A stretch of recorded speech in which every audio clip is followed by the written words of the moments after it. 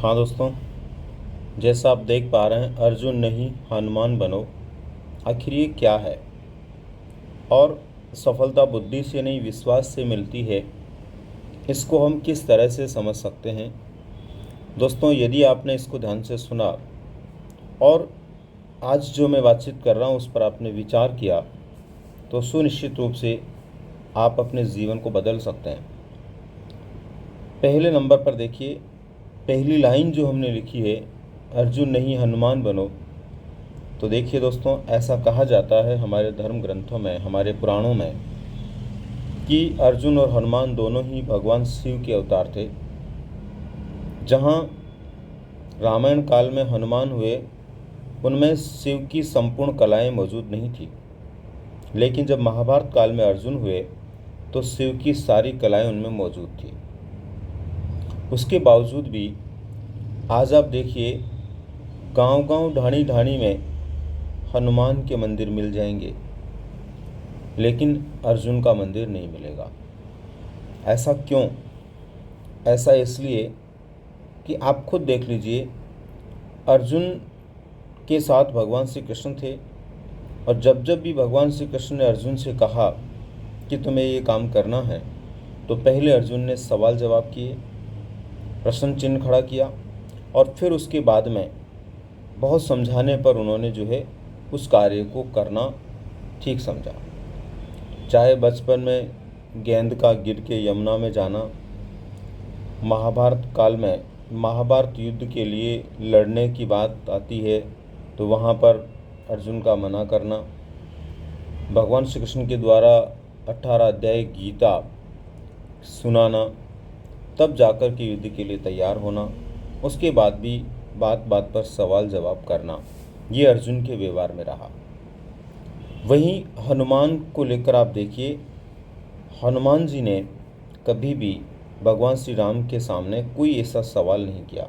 जब जब भी श्री राम का आदेश हुआ, हनुमान जी ने उसका पालन किया, और हर उस जगह पे पालन किया जो कई बार तो हमें भी लगता है कि नामुमकिन था, लेकिन उसको उन्होंने मुमकिन बनाने का प्रयास किया। किस पर? विश्वास पर। अर्जुन ने भगवान श्री कृष्ण पर शुरू में विश्वास नहीं किया। जब उन्होंने समझाया तो फिर समझाने के बाद में उन्होंने बातों को माना। हनुमान ने हर पल श्री राम पर विश्वास किया, हर बार विश्वास किया, और विश्वास के साथ में उन्होंने कार्य किया।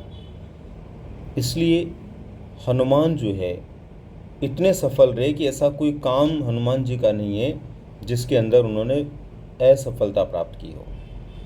जबकि आपको पता है, हनुमान जी को श्राप लगे हुए थे कि जब तक उनको कोई उनके बुद्धि बल के बारे में याद नहीं दिलवाएगा, तब तक उनको पता ही नहीं चलेगा कि वो किसी काम को कर सकते हैं कि या नहीं।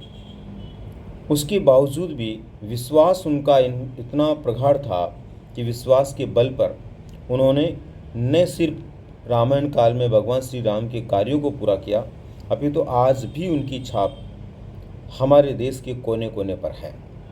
और एक गांव ढाणी के अंदर हो सकता है भगवान श्री राम का मंदिर नहीं हो, लेकिन हनुमान का छोटा बड़ा मंदिर जरूर मिलेगा। आज इस युग के अंदर हनुमान जी की जितनी पूजा होती है, भगवान श्री राम की भी शायद उसके बाद में होती है। इसका मतलब ये हुआ कि हनुमान जी ने विश्वास के बल पर ये सब कुछ जीता है। और आज भी ऐसा कहा जाता है कि भगवान श्री राम भी उस पूजा से खुश होते हैं जिसमें हनुमान जी की पूजा हो, और हनुमान जी की पूजा के साथ श्री राम की पूजा हो। यानी वो खुद अपनी पूजा से पहले हनुमान जी की पूजा पर भरोसा करते हैं। इसका मतलब ये परिणाम है दोस्तों सिर्फ विश्वास का। आप लोग भी अर्जुन मत बनिए। आप केवल और केवल जिसको अपना मार्गदर्शक मानते हो, जिसको अपना आदर्श मानते हो, चाहे वो आपके माता पिता हैं, आपके गुरु हैं, आपका मित्र है, आपका भाई बहन है, उस पर पूरा भरोसा करो, विश्वास करो, और जैसे जैसे वो आपको मार्गदर्शन करता है वैसे वैसे आगे बढ़ो। निश्चित रूप से आपको ज़िंदगी में सफलता मिलेगी। विश्वास की ताकत को समझो। और दोस्तों, यहाँ पर आपको ये भी स्मरण रखना है कि आज के इस दौर में, आज के इस युग में इस तरह की स्थितियां पैदा हो गई है कि लोग अपने माता पिता से, अपने गुरु से, भाई बहनों से, बड़ों से, सबसे सवाल जवाब करते हैं, और कई बार तो उनके सवाल जवाब ऐसे होते हैं कि वो मानने के लिए भी तैयार नहीं होते। लेकिन आपको ऐसा नहीं बनना। सफल व्यक्तित्व बनना है तो इस तरह के सवाल जवाब करने की जगह चिंतन करना सीखो, विश्वास करना सीखो। बुद्धि बल से कई गुना ज़्यादा विश्वास काम आता है और विश्वास जीत के लिए, सफलता के लिए मील का पत्थर साबित होता है। तो दोस्तों, सुनिश्चित रूप से मेरी छोटी सी जानकारी और कहानी से आपको समझने की आवश्यकता है और समझ करके अपने आप को ऐसा व्यक्ति बनाना है कि हनुमान जी की तरह आप लोग भी अपने कार्यों में सफल हों और जीवन के अंदर विश्वास के बल पर उस जगह को प्राप्त करें जिस जगह के लिए आप बने हैं। धन्यवाद।